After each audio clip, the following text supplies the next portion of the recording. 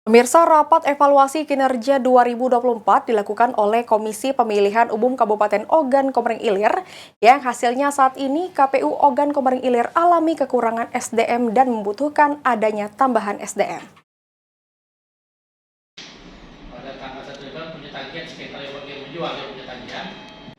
Itu.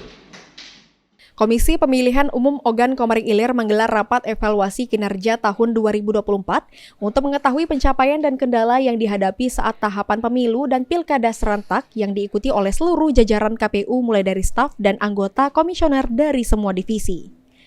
Ketua Komisi Pemilihan Umum Ogan Komering Ilir Muhammad Irsan mengatakan, semua kinerja pada tahapan pilkada dievaluasi guna mengetahui kendala yang ada.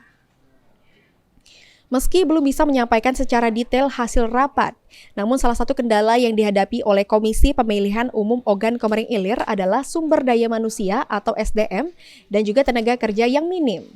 Sehingga Komisi Pemilihan Umum Ogan Komering Ilir membutuhkan penambahan sumber daya manusia.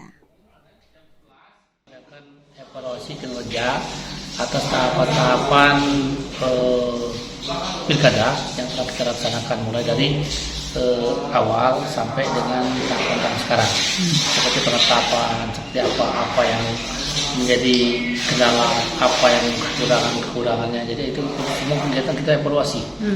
Tentu kekurangan itu pasti ada, tapi karena kita masih berjalan rapat, jadi kita belum bisa memutuskan apa saja sih yang menjadi kelemahan atau kekurangan.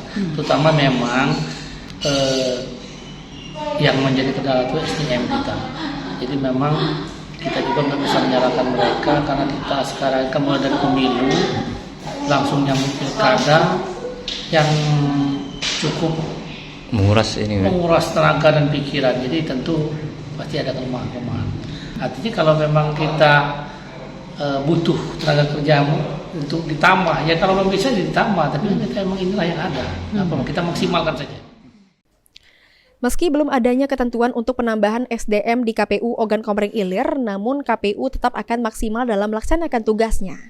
Novan Wijaya, PAL TV.